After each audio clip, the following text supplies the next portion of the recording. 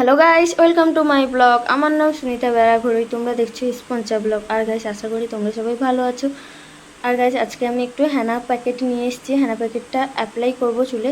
চুলটা আমার একটু মানে ধুলো বালির জন্য একটু চুলটা একটু ড্যামেজ মানে খারাপ হয়ে গেছে, তার জন্য আমি হেনা করে নেব। এখানে আমি একটা নিশা প্যাকেট হেনা নিয়েছি, খুব সস্তা, 15 টাকা নিয়েছে। এটা চুলের পক্ষে খুব ভালো, ন্যাচারাল। আর এটা তোমরা চাইলে যে কোনো দোকানে বা এবং অনলাইনেও অর্ডার করতে পারো। আর কিভাবে আমি এটা কিভাবে এটা ব্যবহার করব সেটা তোমাদেরকে দেখাচ্ছি। দেখো, এখানে আমি গরম জলে মেথি দিয়ে দিয়েছি এবং চা পাতাকে গরম জলে একটু ভিজিয়ে রেখেছিলাম হালকা উষ্ণ জলে, সেটাও দিয়ে দিয়েছি। আর অল্প চা পাতা দেবো। এখানে মেথি দিয়েছি, চুলে গোড়া মজবুত করবে। এবং এবং চা পাতাটা দিয়েছি যেটা সেটা চুলের কালার, আমি যেহেতু ব্রাউন কালারের হেনা ইউজ করেছি তার জন্য চা পাতাটা কালারের জন্য দিয়েছি।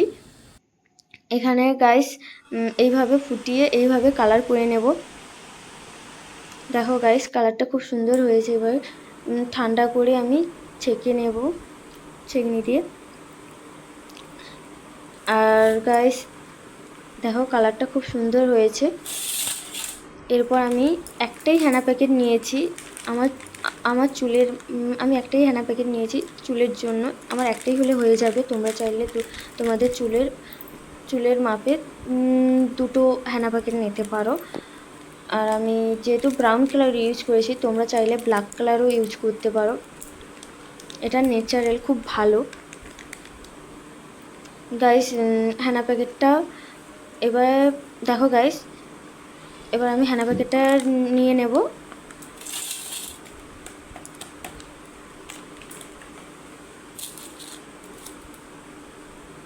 পুরোটা নিয়ে নিয়েছি, একটাই প্যাকেট।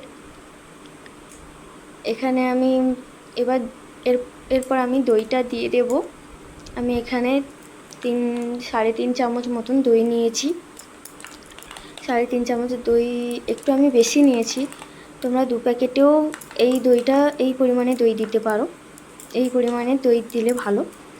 আমি একটা প্যাকেটে নিয়েছি যেহেতু আমার চুলটাকে আরও স্মুথ করার জন্য। এখানে দইয়ের বদলে তোমরা লেবুও ইউজ করতে পারো এবং দই লেবু দুটোই ইউজ করতে পারো, তাহলে চুলটা আরও স্মুথ হয়।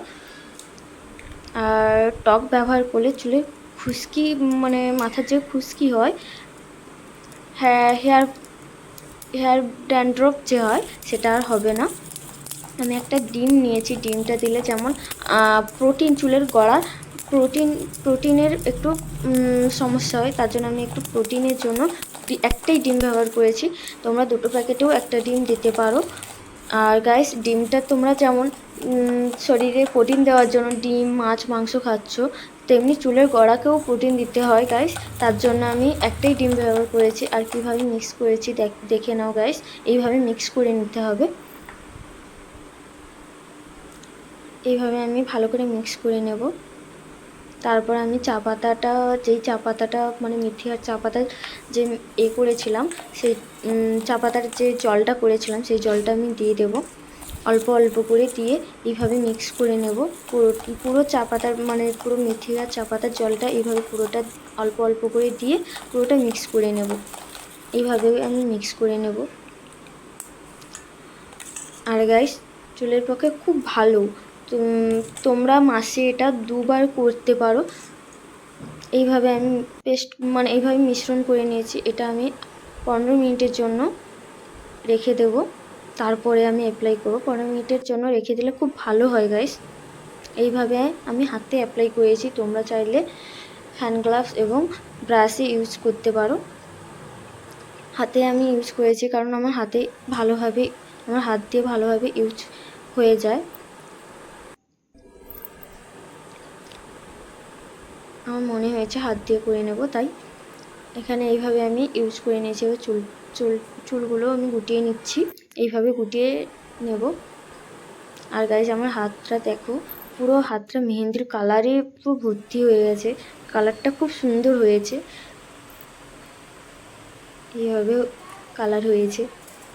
আর এবার আমি স্নান করে তোমাদেরকে দেখাচ্ছি। দেখো চুলটা পুরো ব্রাউন হয়েছে। একদিন রাখলে পুরো একটা বোঝা যাবে।